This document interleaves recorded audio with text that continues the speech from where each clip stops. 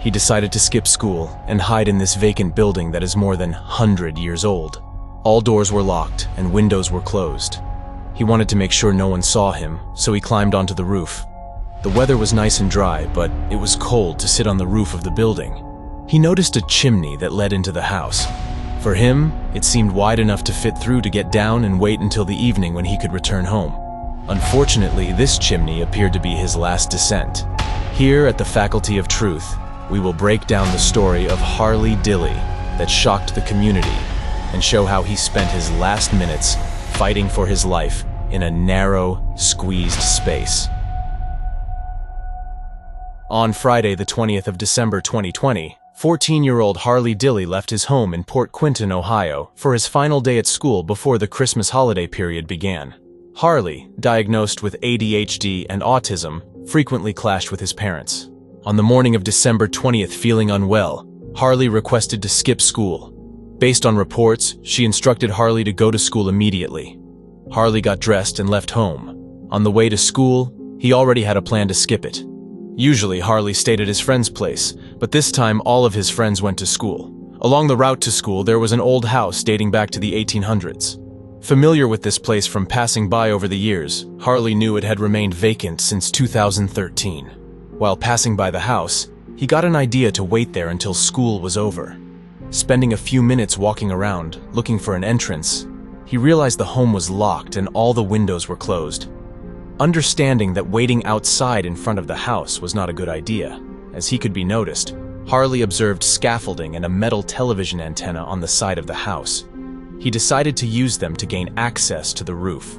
The house was a tall two-story structure, and Harley thought he could wait there as no one would see him. Once he reached the roof, he spent some time there. However, realizing it was too cold and windy to sit in one place the whole day, he reconsidered his plan. He explored a bit on the roof and probably was thinking to go down, but noticed this chimney at the center. It appeared to be completely opened and accessible with no visible obstacles. Harley was small for his age, being 49 inches tall, so he assumed it would be a straightforward path through the chimney all the way down into some of the rooms inside the house. The chimney opening is 9 inches by 13 inches. The hole is so small that even a microwave door could appear bigger. At this point, Harley started getting inside the chimney, but let's first look at this graphic of an old design chimney so we better understand what happened. Looking into the chimney, it descends through the second and first floors. At the bottom of the chimney, there is a shelf that leads to an angled flue, which, in turn, leads to the fireplace. Since this house is more than 100 years old, there were multiple renovations before. The fireplace was removed and covered with drywall. Also, the flue between the first and second floors was sealed. As Harley peered down into the chimney, he thought he could see the shelf as a floor leading to the fireplace, providing him with an exit. Once he started descending, he felt confident as the space was wide enough for him not to get stuck and narrow enough to find a grip to prevent falling. Although the space was getting tighter and tighter with every inch he descended, the boy hoped to reach the bottom soon. Slowly, gradually, after a few minutes, he reached the floor. Harley tried to bend down to see if there was a fireplace opening, but he couldn't bend his knees.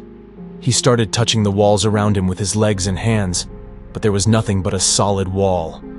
Panic started growing, but he still hoped that he had missed something. There should be some sort of continuity to this chimney, some sort of exit, he thought. After around 10 minutes, he realized that the chimney had a dead end, probably sealed, and he had to find a way out somehow.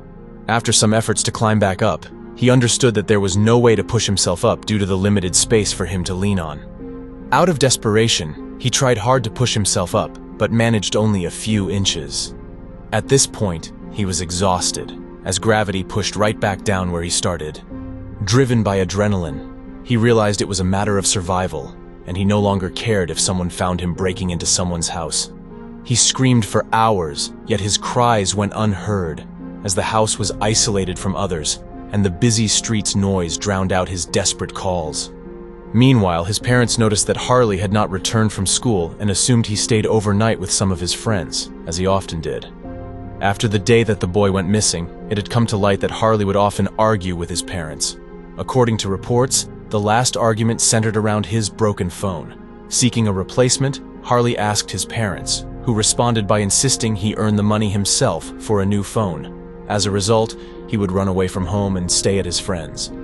As he would do this so often, it was never reported to the police. However, a month leading up to the incident, the police would call to Harley's family home after receiving reports of a family issue. According to officers, they had to calm Harley down, but no other details were ever released to the public. It wasn't until 41 hours later, at 11:50 p.m. on the 21st of December, that parents reported their son missing to the police. The investigation lasted for more than 4 weeks with no evidence whatsoever indicating the location of the boy. By early January, the search had now gone nationwide, and a reward for any information on Dilly's disappearance was established, totaling $20,000. On January 13th, after an undisclosed tip-off to the police, detectives searched a vacant house on Harley's Road near where he was last seen on the CCTV camera. As this house was vacant and there was no sign of forced entry, the police never had any reason to search the premises until now. Once the police entered the house, they discovered Dilly's jacket and eyeglasses. It's believed that once Harley realized there was no way to get out and no one could hear him begging for help, he noticed small 6-inch vent openings in the wall next to him. He stretched his arm and opened the vent's cover by pushing them inside the house. It gave him a glimmer of hope that finally someone might visit the house and locate him. It is likely that the clothing was pushed out from the chimney into the bedroom living spaces through the vent openings as the victim attempted to create additional space inside the chimney to breathe.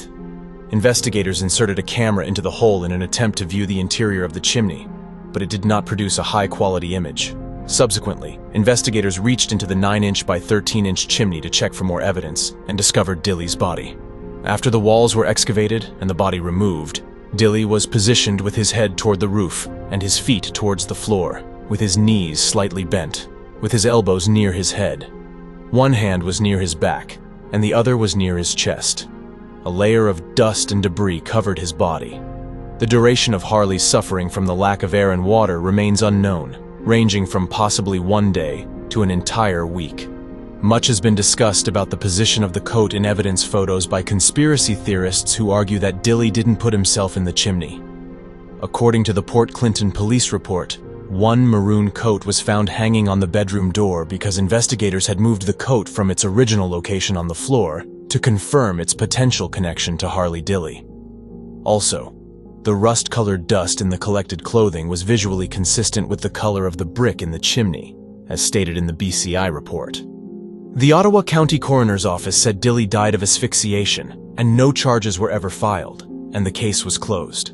Port Clinton police called his death a sad accident. The reward fund would go on to be used for Harley's funeral expenses.